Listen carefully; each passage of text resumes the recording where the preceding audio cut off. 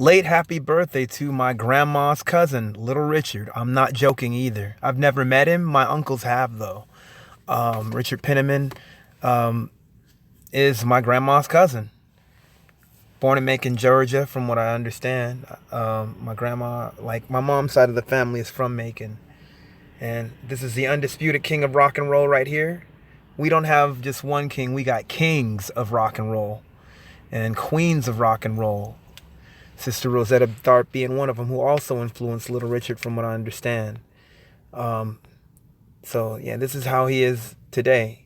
He's retired from the music business, and I think he's still pastoring. He's a preacher.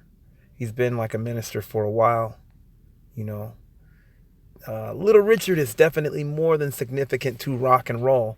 He influenced a lot of people from, the originals up until freaking punk rock and even metal. Because Lemmy from Motorhead loved Little Richard. He wanted to do something like the MC5 meets Little Richard, and that's what Motorhead was, but even faster. Little Richard, he was definitely one of those that was ahead of his time, and they called what he did hot jazz because they didn't really know how to describe it. They couldn't call it R&B, even though R&B was up-tempo. So there was the rock and roll, and that's where it came from. It was that gospel, the gospel, that hype gospel music, black gospel music.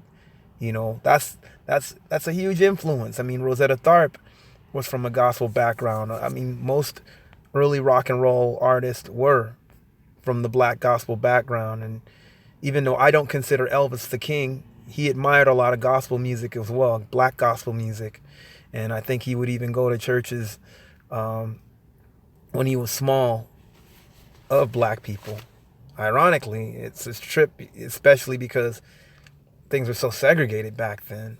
That's just what I heard. He'd gone to churches like that, just liked it, liking all that stuff. So, but Little Richard definitely, when you talk about Little Richard, of course, he's known for his flamboyant looks and his outlandish performances. Definitely had a lot of influence even on the whole glitter and glam rock movement too.